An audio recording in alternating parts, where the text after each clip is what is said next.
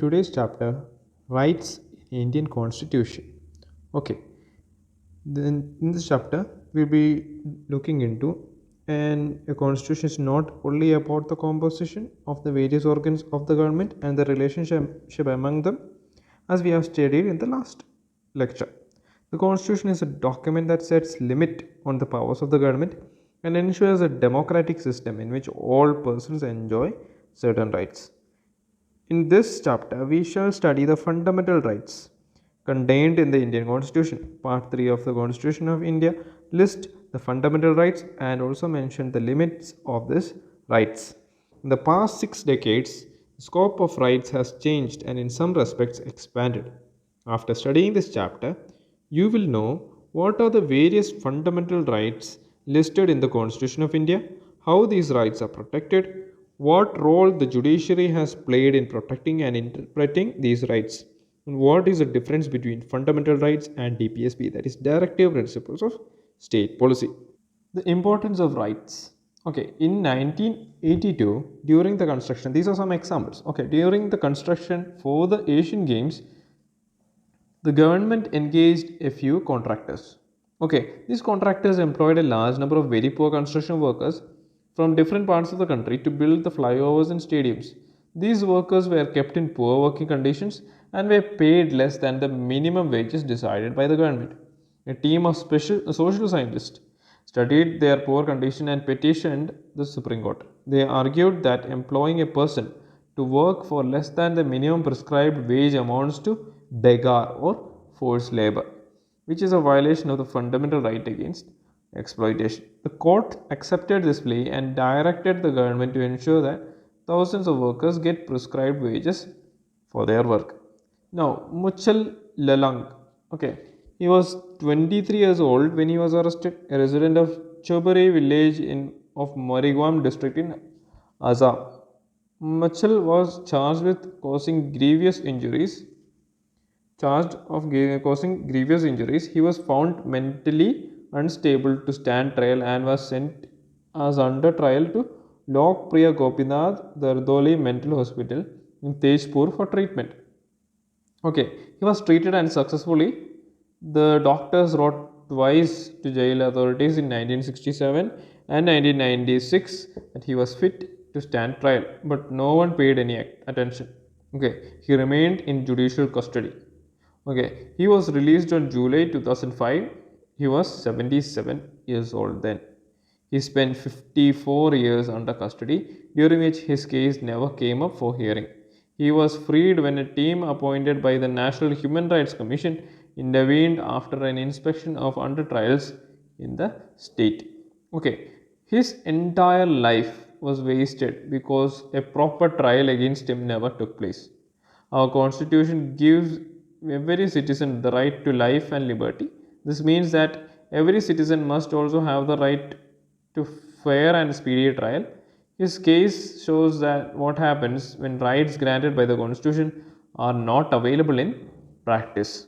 Okay, in the case of the first instance, there was violation of rights provided in the constitution, but it was challenged in the court. As a result, the workers could get what was due to them in the form of their rightful wages. The constitutional guarantee of right against exploitation ensured justice to these workers.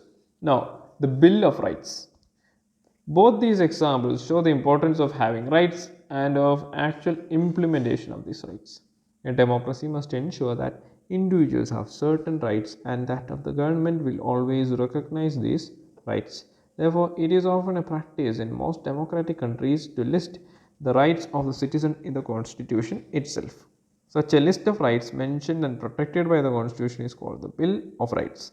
A Bill of Rights prohibits governments from thus acting against the rights of the individuals and ensures a remedy in case there is a violation of these rights. Okay, there are certain procedures or laws or rights that are given to the citizens of that country, that particular country, called Bill of Rights, and government cannot violate them. Okay, from whom does the constitution protect the right of the individual? The right of a person may be threatened by another person or private organization.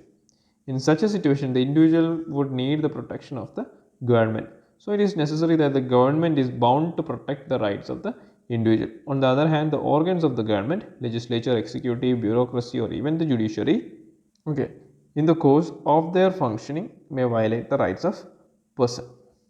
Okay, fundamental rights in the Indian Constitution. Now we are discussing the fundamental rights.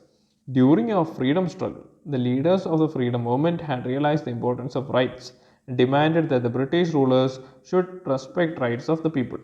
Motilal Nehru Committee had demanded Bill of Rights as far back as 1928. It was therefore natural that when India became independent, the constitution was being prepared. There were no two opinions on the inclusion and protection of rights in the constitution. The constitution listed the rights that would be specifically protected and called them fundamental rights. The word fundamental suggests that these rights were also so important that the constitution has separately listed them and made special provisions for their protection.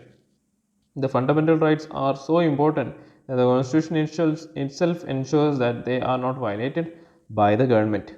Okay, fundamental rights are different from other rights available to us. While ordinary legal rights are protected and enforced by ordinary law, fundamental rights are protected and guaranteed by the constitution of the country. Ordinary rights may be changed by the legislature by ordinary process of lawmaking, but a fundamental right may not be changed by amending the constitution itself. Besides this, no organ of the government can act in a manner that violates them.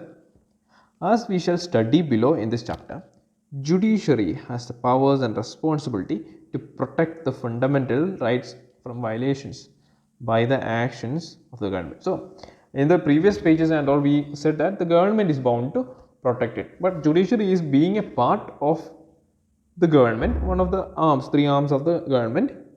It is bound to protect the rights of the citizen.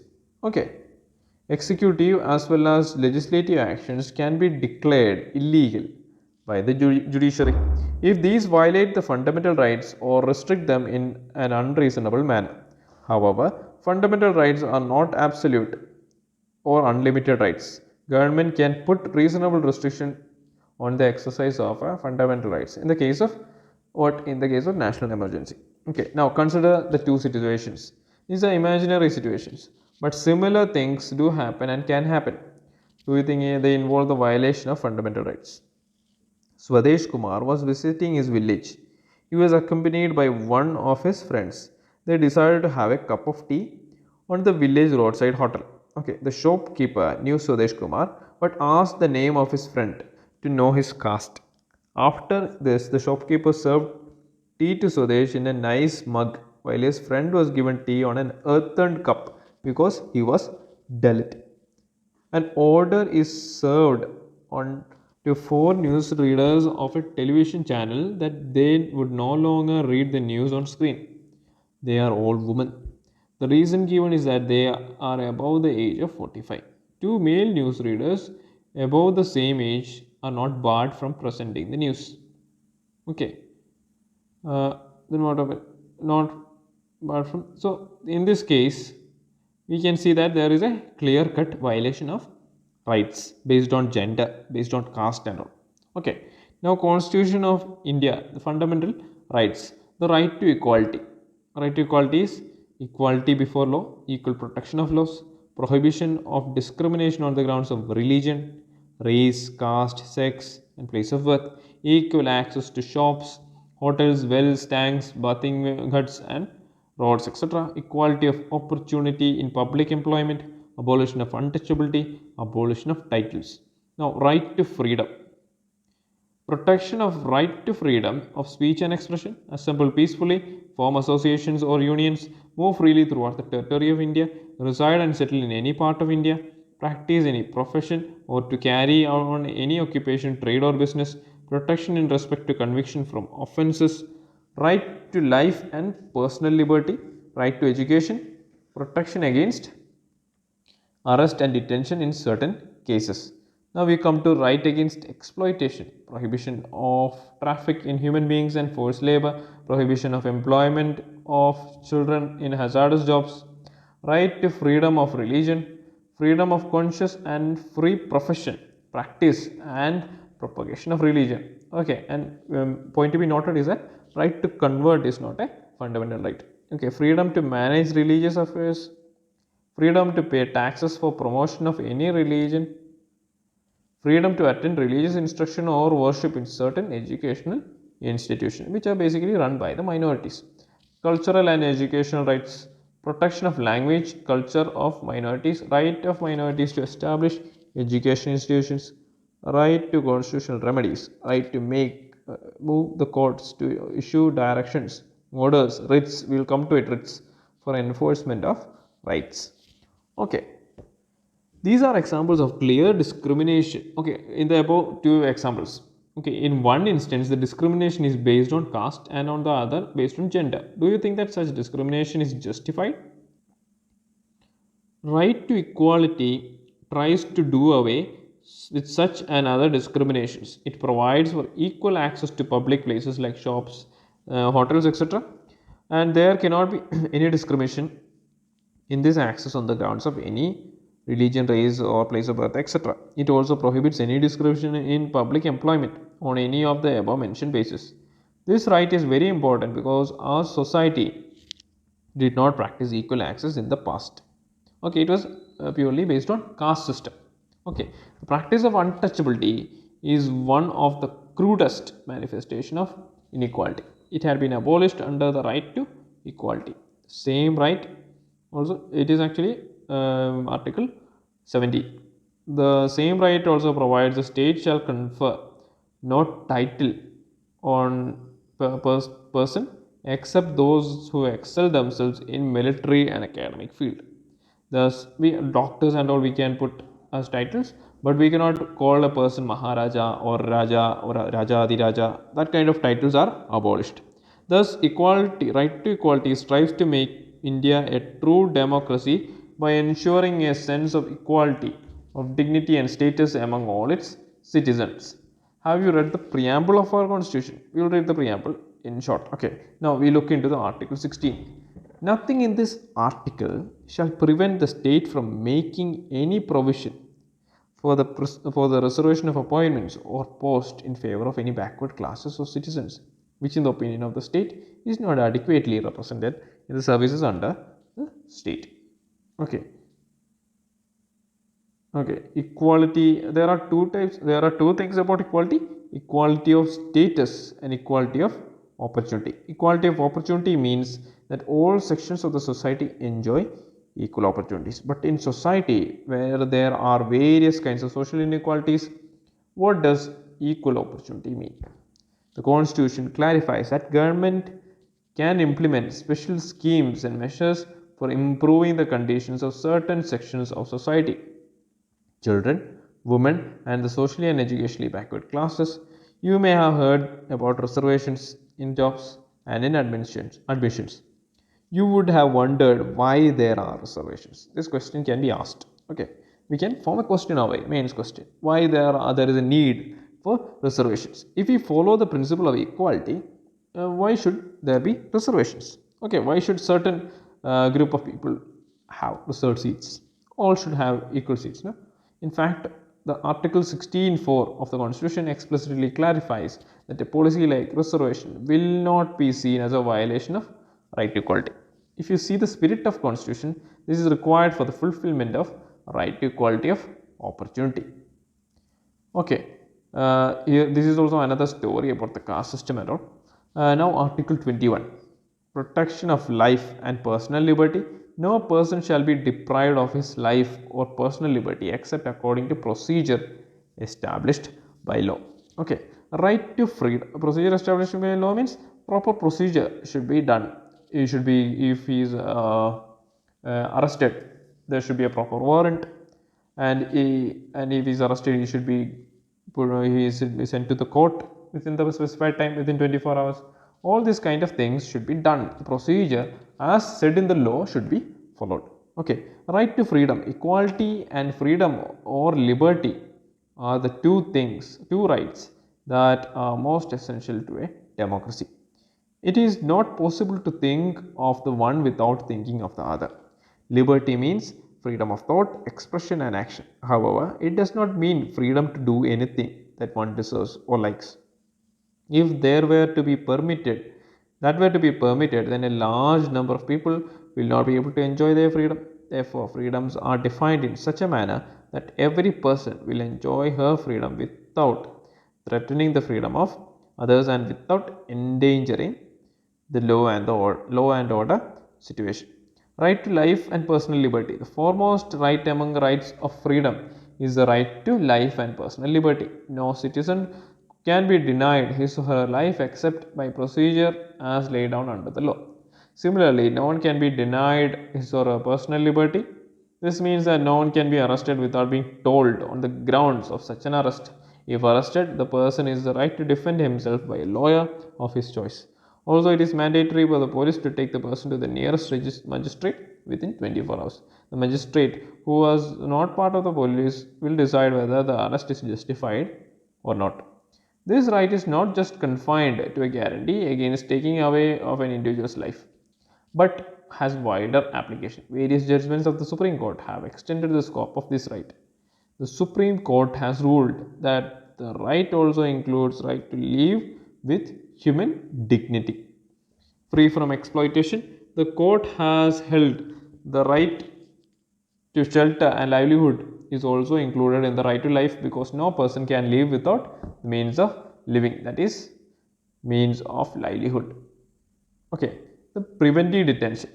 What is preventive detention? Ordinarily, a person can be arrested after he or she has reportedly committed some offense. However, there are exceptions to this. Sometimes a person can be arrested simply out of an apprehension that he or she is likely to engage. Suppose you can say a person is likely to do some offense. Okay, there is a chance that he can uh, incite communal violence. Suppose he can there is a chance that he can involve in anti-national elements or anti-national activities. Okay, there are chances. This means that if the government feels that a person can be a threat to law and order or to the peace and security of the nation, it can detain or arrest that person. This preventive detention can be extended only for 3 months.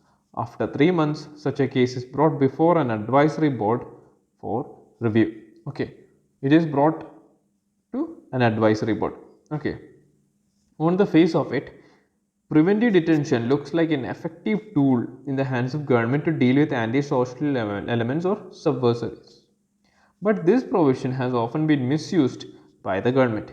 Many people think that there must be greater safeguards in this law so that it may not be misused against people for reasons other than which are really justified. In fact, there is a clear tension between right to life and personal liberty and the provision of preventive detention. Okay, other freedoms. You can see that under the right to freedom, there are some other rights as well. These rights, however, are not absolute. Each of these is subjected to restrictions imposed by the government. For example, right to freedom of speech and expression is subject to restrictions such as public order, peace, morality, etc. Freedom to assemble too is to be exercised peacefully and without arms. The government may impose restrictions in certain areas, declaring the assembly of 5 or more persons as unlawful. Such powers can be easily misused by the administration. The genuine protest against the act or policy of government by the people may be denied permission. However, if the people are aware and vigilant in regard to their rights, in our current scenario, the thing is that people don't know their rights. People don't know even if they are charged with a sedition. You can ask why, what is the cause, what are the proper reasons for a sedition act being imposed on you, or you are charged with sedition. Okay, or UAPA, all this kind of things.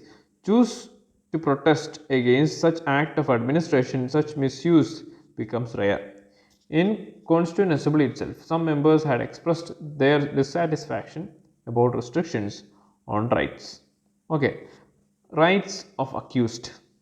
Okay, what happens when even a person is accused and he is arrested? Is there any right for that kind of person? Yes, there are.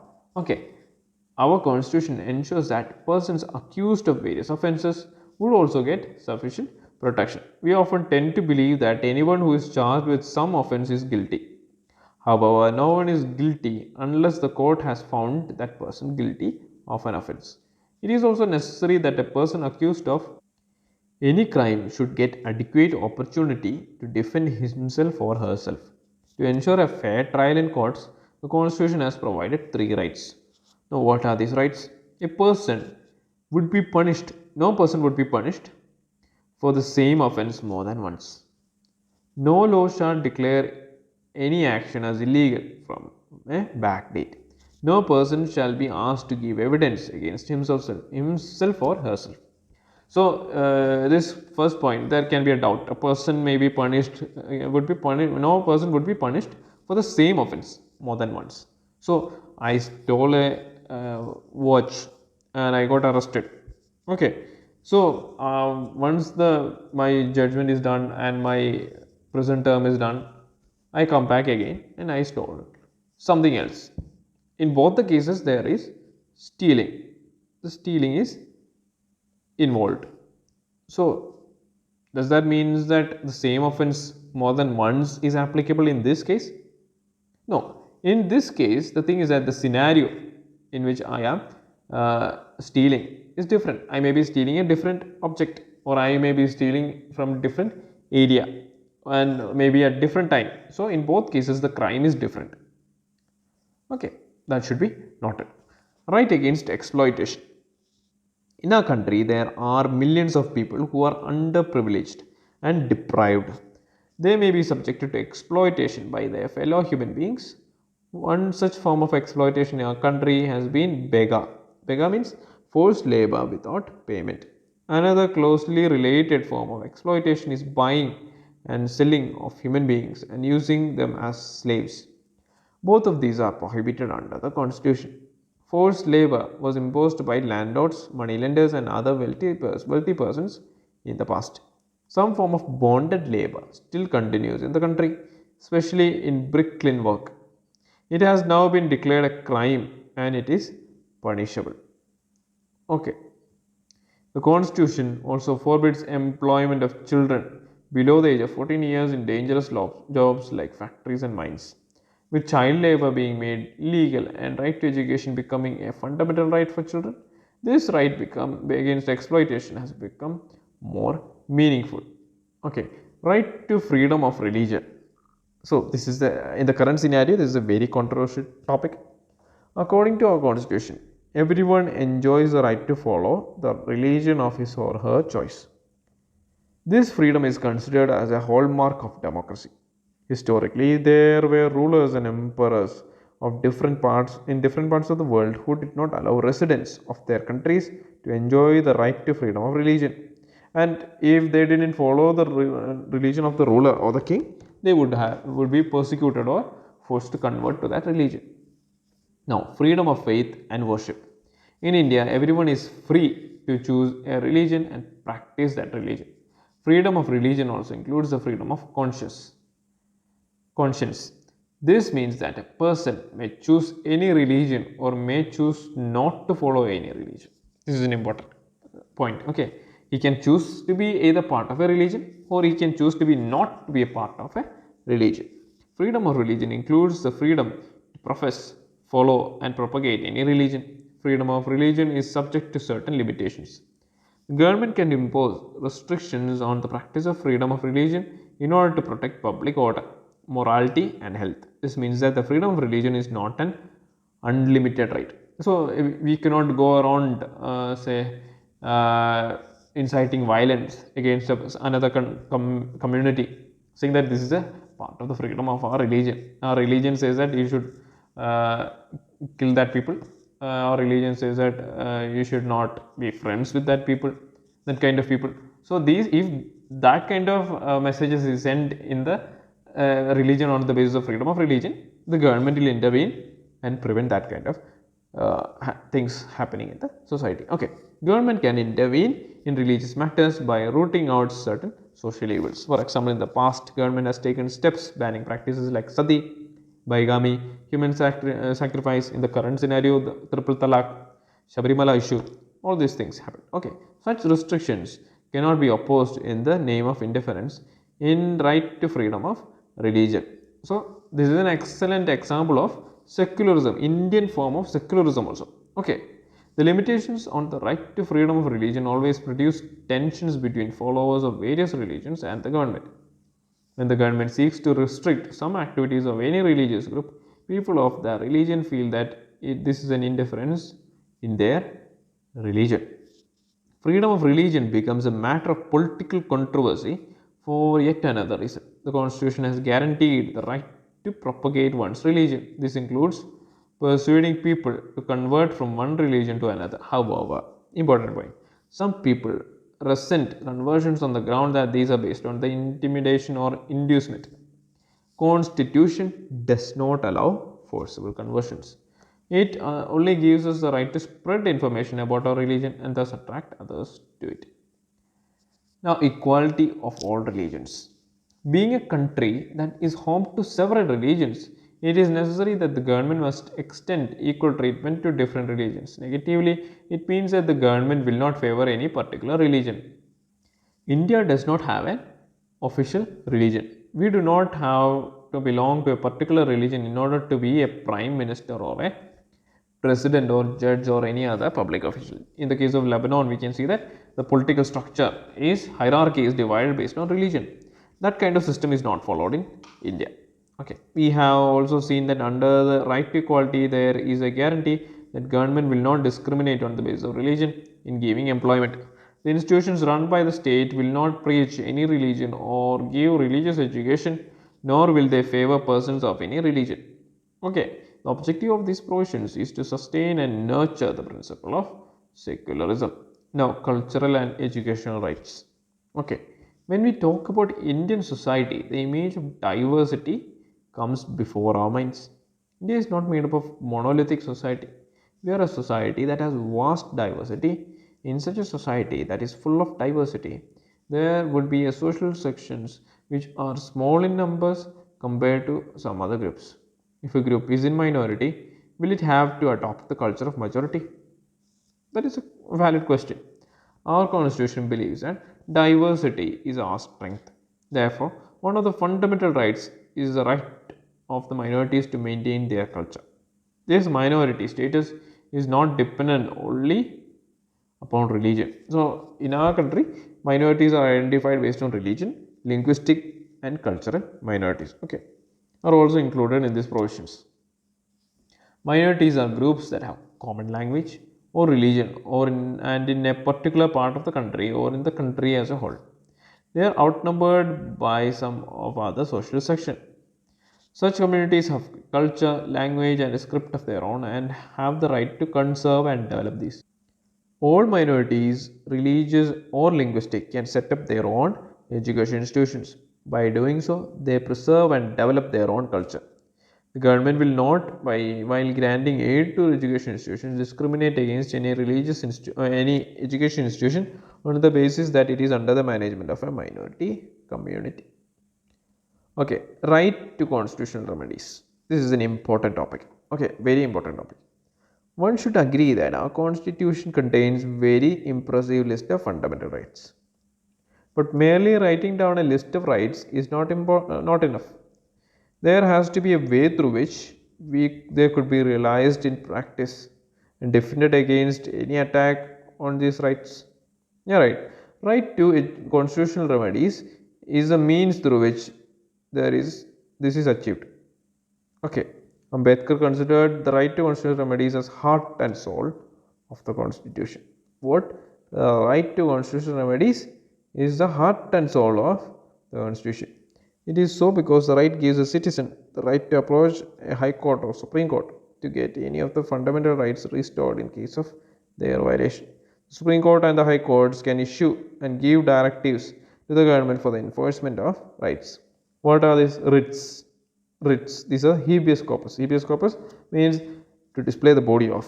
Means the person to be present in the court. Okay.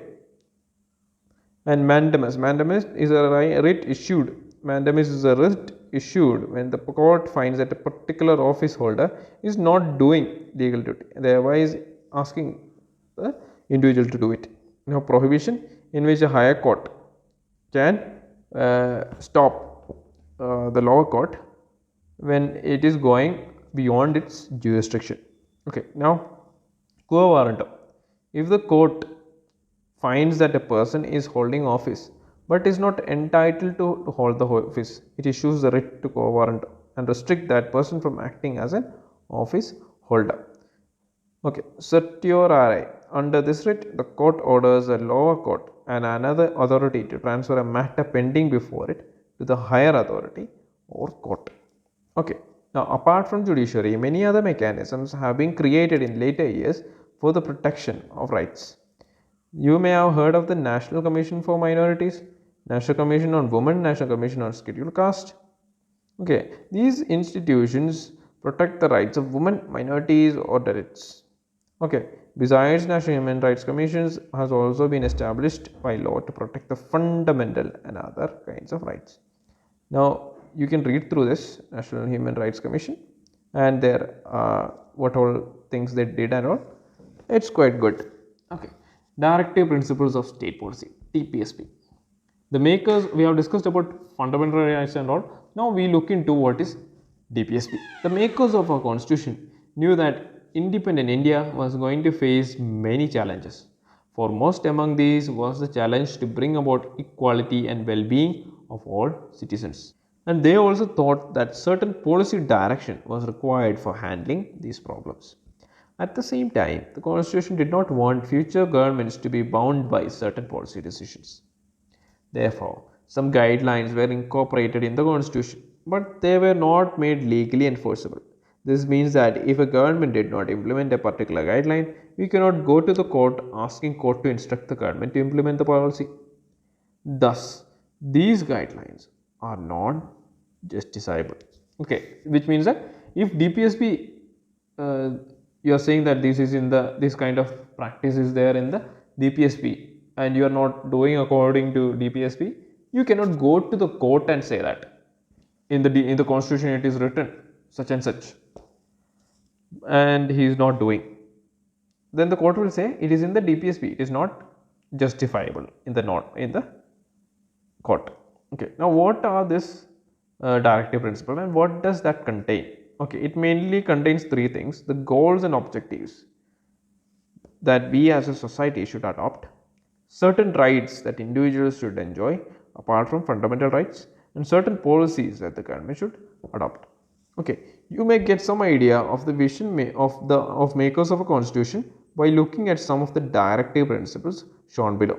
The government from time to time tried to give effect to some directive principles of state policy. They passed several zamindari abolition bills, nationalized banks, enacted numerous factory laws, fixed minimum wages, cottage and small industries were promoted, and provision for reservation for upliftment of scheduled castes and scheduled tribes were made. Such efforts to give effect to the directive principles include the right to education, formation of Panchayati Raj institutions all over the country, partial right to work under employment guarantee program, and midday meal scheme. Okay, these kind of things were done from the government side. Okay, now relationship between fundamental rights and directive principles. It is possible to see both fundamental rights and directive principles as complementary to each other. The fundamental rights restrain the government from doing certain things, while directive principles exhort the government to do certain things. Fundamental rights mainly protect the rights of individuals, while directive principles ensure the well-being of the entire society. Now, what are the goals of directive principles? It aims for the welfare of people, social, economic and political justice, raising the standard of living, equitable distribution of resources, promotion of international peace.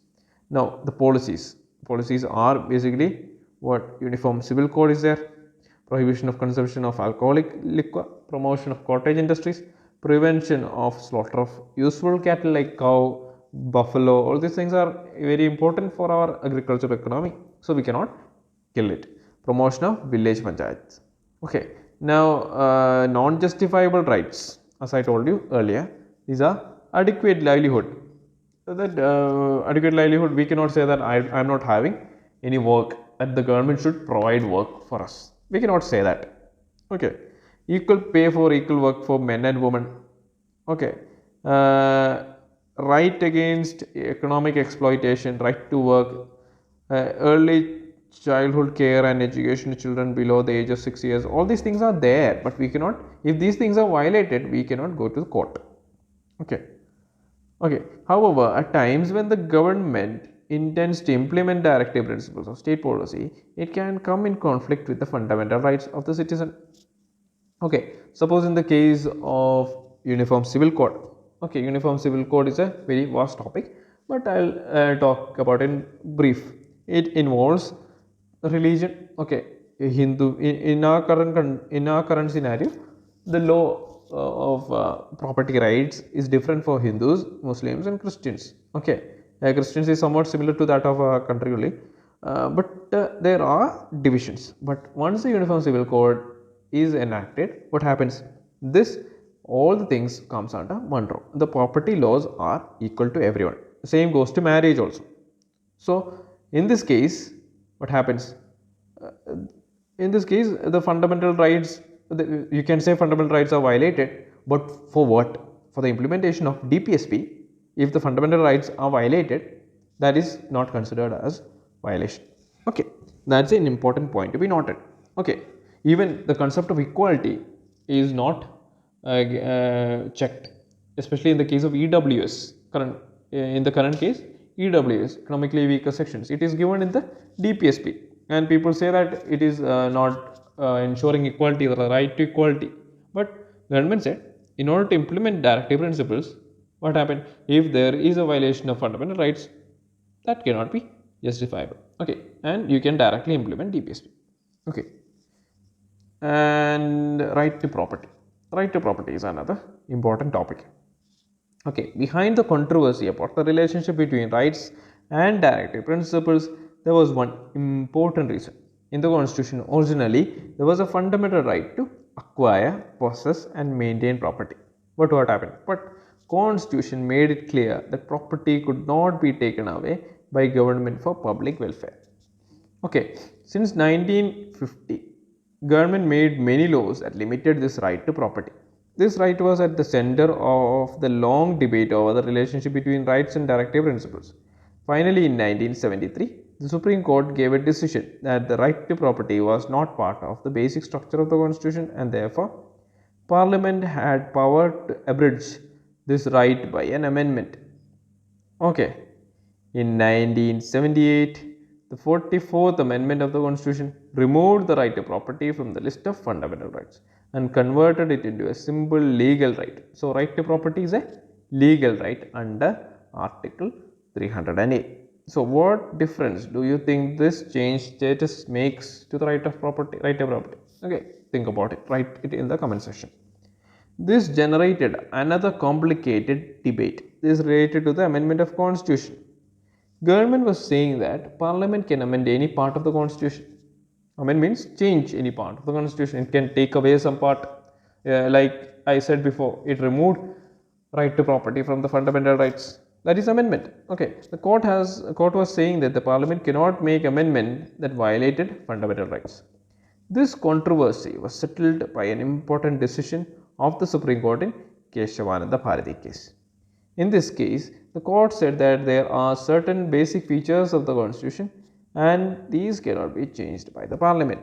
Okay, now we will be discussing it in the next coming chapters about it. So, I hope today's chapter was productive for you guys.